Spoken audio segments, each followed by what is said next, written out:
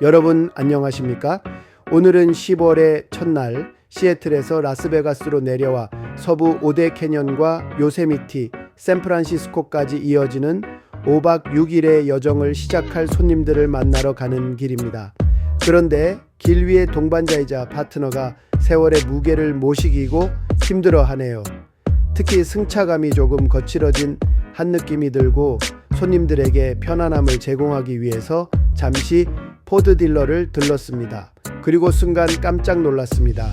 이곳은 단순한 정비소가 아니라 마치 미국 자동차 산업의 심장 같은 풍경이 펼쳐지는 공간이었기 때문입니다. 와, 미국은 모든 규모에서 익숙해졌다고 생각했는데 가끔은 이렇게 또 깜짝 놀랍니다.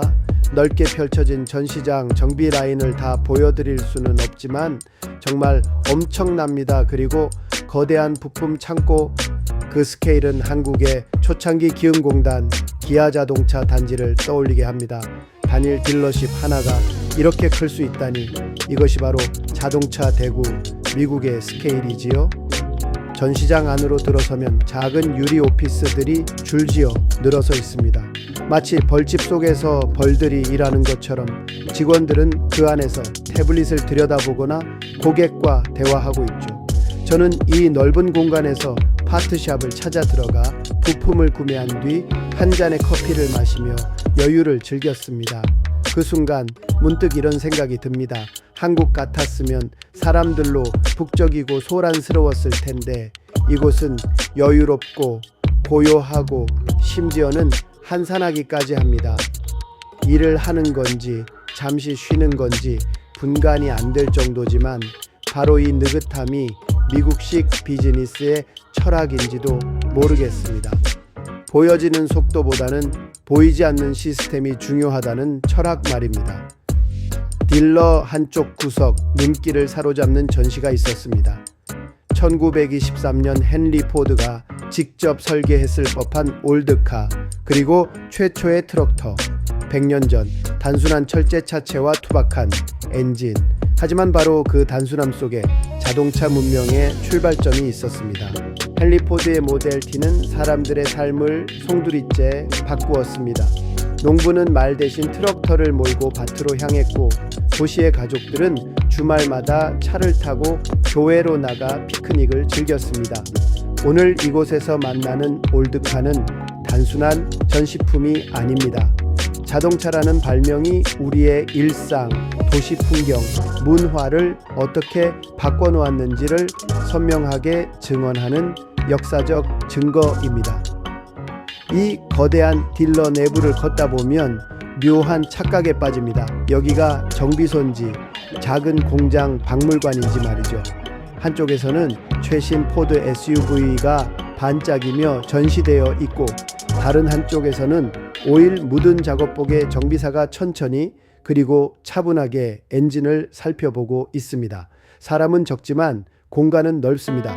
그래서인지 마치 자동차와 시간만이 흐르는 무대에 나 혼자 들어와 있는 듯한 기분이 듭니다. 한국의 바쁘고 좁은 정비소와는 사뭇 다릅니다. 여기서는 자동차 한 대 한 대가 주인공처럼 존중받는 듯 느껴집니다. 심지어 전시장에 들어서면 차들이 나를 선택해달라 속삭이는 듯한 기운마저 흐릅니다. 오늘은 단순히 승차감을 점검하러 들른 길이었는데 이 딜러 안에서 느낀 건 자동차 그 이상의 풍경이었습니다. 넓고 고요한 공간, 백전년 전 헨리 포드의 유산, 그리고 여유롭게 일하는 사람들의 모습. 자동차는 단순한 이동수단이 아닙니다. 우리 삶의 무대와 철학을 비추는 거울 같은 존재입니다. 10월의 첫날 여러분과 함께한 이 작은 여정이 자동차를 바라보는 시선에 조금은 다른 빛을 더해 주었길 바랍니다. 헨리 포드 이야기, 자동차 왕의 꿈과 모순. 헨리 포드는 1863년 미국 미시간주의 시골 농장에서 태어났습니다. 그의 아버지는 농부였고 아들은 농사를 물려받기를 바랐지만 헨리는 밭보다는 기계에 더 관심이 많았습니다. 어릴 적 그는 시계를 분해했다가 다시 조립하는 걸 즐겼습니다. 마을 사람들은 그를 시계 수리 소년이라고 불렀습니다. 농기계나 시계 속에서 움직이는 원리를 파악하는 게 그에겐 세상에서 가장 큰 재미였던 것이죠. 16살이 되던 해, 헨리는 농장을 떠나 디트로이트로 향합니다. 그곳에서 기계공 견습생으로 일하며 기술을 배웠습니다.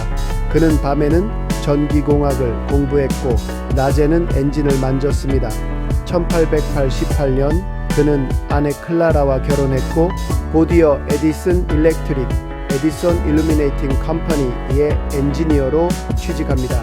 그는 천재 발명가 토머스 에디슨의 회사를 다니며 기술이 세상을 어떻게 바꾸는지를 직접 보게 되었습니다. 에디슨은 헨리의 가솔린 엔진 자동차 아이디어를 듣고 크게 격려해 주었죠. 계속 해보게 젊은이, 자네의 꿈은 반드시 이루어질 걸세. 이 말이 훗날 헨리 포드를 자동차 혁신으로 이끄는 원동력이 됩니다. 1896년 그는 자신의 첫 자동차 쿼드리사이클을 완성합니다. 철제 프레임 위에 작은 엔진을 얹은 4바퀴짜리 마차 같은 모습이었죠. 처음 시동을 걸었을 때 기계는 덜컹거리며 연기를 뿜어냈습니다. 하지만 포드는 환하게 웃었습니다. 드디어 사람이 말이 아닌 기계로 길을 달릴 수 있다. 이것이 포드 자동차의 첫 출발점이었고 그 순간부터 자동차는 단순한 꿈이 아니라 현실이 되었습니다. 1903년 그는 포드 자동차 회사 포드 모터 컴퍼니를 설립합니다. 그리고 1908년 역사상 가장 유명한 자동차 모델 TI 모델 Ti를 세상에 내놓습니다. 모델 Ti는 값싸고 튼튼했습니다. 농부도 교사도 공장 노동자도 살 수 있는 차였죠. 모든 사람을 위한 자동차, 그것이 헨리 포드의 신념이었습니다. 하지만 여기서 멈추지 않았습니다. 자동차를 싸게 만들려면 생산 방식을 바꿔야 했습니다. 그래서 그는 컨베이어 벨트 조립 라인 방식을 도입했습니다. 작업자가 차를 따라 이동하는 것이 아니라 자동차가 작업자를 향해 다가오는 방식이었죠. 이 혁신 덕분에 생산 속도는 폭발적으로 늘었고 모델 T의 가격은 절반 이하로 떨어졌습니다. 자동차는 더 이상 부자의 전유물이 아니라 모든 미국인의 발이 되었습니다. 1914년 헨리 포드는 또 하나의 충격을 줍니다. 하루 $5, 당시 평균 임금의 2배에 해당하는 파격적 급여를 자신의 공장 노동자들에게 지급하기 시작한 것입니다. 사람들은 모두 포드에 취업하려 몰려왔습니다. 그 덕분에 노동자들은 안정적으로 살 수 있었고 심지어 자기 회사에서 만든 자동차를 직접 구매하기도 했습니다. 이것이 바로 미국 중산층 소비 문화의 시작이었습니다. 자동차 한 대가 단순한 기계가 아니라 한 나라의 경제 구조와 생활 방식을 뒤흔든 사건이었던 겁니다. 하지만 헨리 포드는 완벽한 영웅은 아니었습니다. 그는 독선적이었고 인종 유대인에 대한 편견도 강했습니다. 또한 직원들의 사생활까지 통제하려고 했죠. 이상적인 미국인 노동자를 만들려 했지만 그 방식은 때때로 독재자 같았습니다. 그럼에도 불구하고 그가 남긴 업적, 자동차의 대중화, 대량 생산 시스템, 노동자 임금 혁명은 오늘날까지도 산업사의 교과서로 남아 있습니다.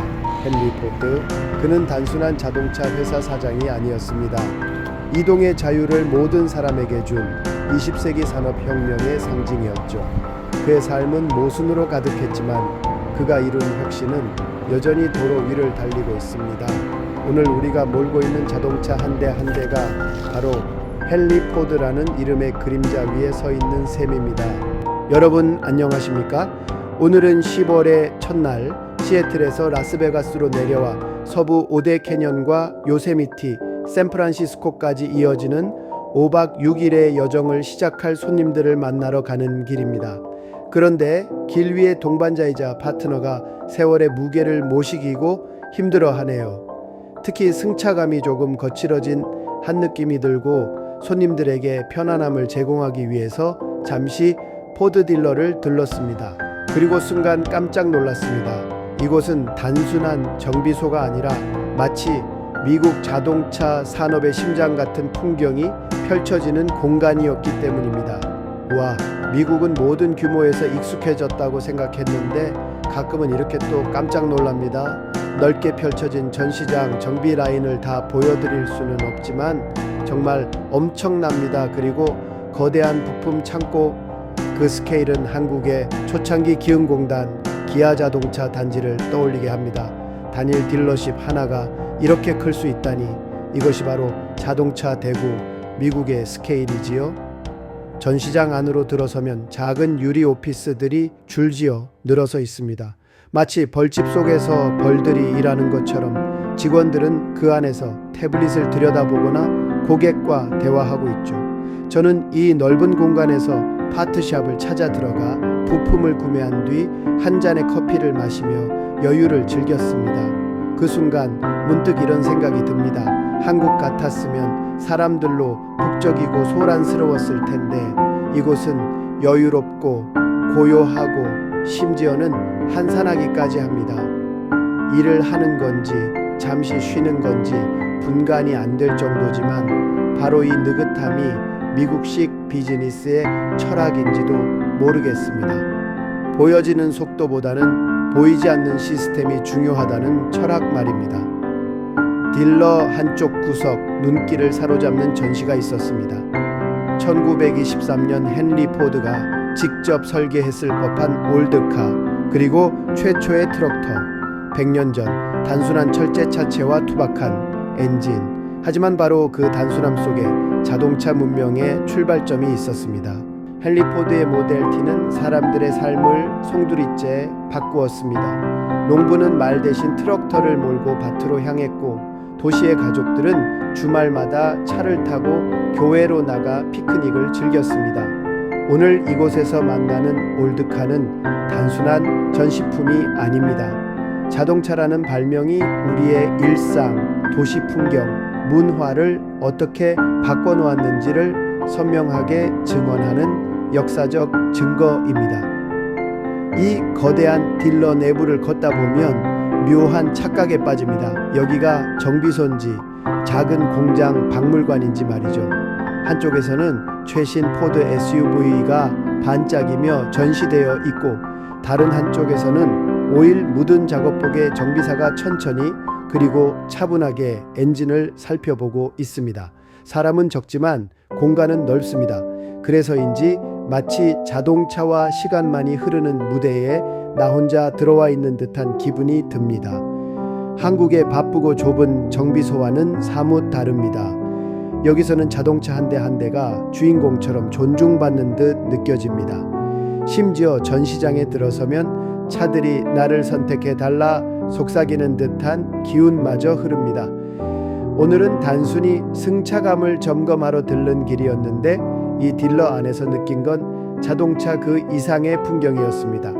넓고 고요한 공간, 백전년 전 헨리 포드의 유산, 그리고 여유롭게 일하는 사람들의 모습. 자동차는 단순한 이동수단이 아닙니다. 우리 삶의 무대와 철학을 비추는 거울 같은 존재입니다. 10월의 첫날, 여러분과 함께한 이 작은 여정이 자동차를 바라보는 시선에 조금은 다른 빛을 더해 주었길 바랍니다. 헨리 포드 이야기, 자동차 왕의 꿈과 모순. 헨리 포드는 1863년 미국 미시간주의 시골 농장에서 태어났습니다. 그의 아버지는 농부였고 아들은 농사를 물려받기를 바랐지만 헨리는 밭보다는 기계에 더 관심이 많았습니다. 어릴 적 그는 시계를 분해했다가 다시 조립하는 걸 즐겼습니다. 마을 사람들은 그를 시계 수리 소년이라고 불렀습니다. 농기계나 시계 속에서 움직이는 원리를 파악하는 게 그에겐 세상에서 가장 큰 재미였던 것이죠. 16살이 되던 해, 헨리는 농장을 떠나 디트로이트로 향합니다. 그곳에서 기계공 견습생으로 일하며 기술을 배웠습니다. 그는 밤에는 전기공학을 공부했고 낮에는 엔진을 만졌습니다. 1888년 그는 아내 클라라와 결혼했고 곧이어 에디슨 일렉트릭, 에디슨 일루미네이팅 컴퍼니의 엔지니어로 취직합니다. 그는 천재 발명가 토머스 에디슨의 회사를 다니며 기술이 세상을 어떻게 바꾸는지를 직접 보게 되었습니다. 에디슨은 헨리의 가솔린 엔진 자동차 아이디어를 듣고 크게 격려해 주었죠.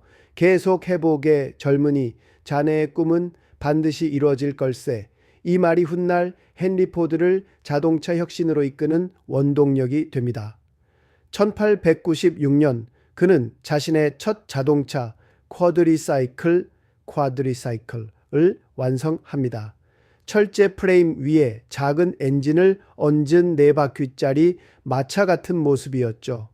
처음 시동을 걸었을 때 기계는 덜컹거리며 연기를 뿜어냈습니다. 하지만 포드는 환하게 웃었습니다. 드디어 사람이 말이 아닌 기계로 길을 달릴 수 있다. 이것이 포드 자동차의 첫 출발점이었고 그 순간부터 자동차는 단순한 꿈이 아니라 현실이 되었습니다. 1903년 그는 포드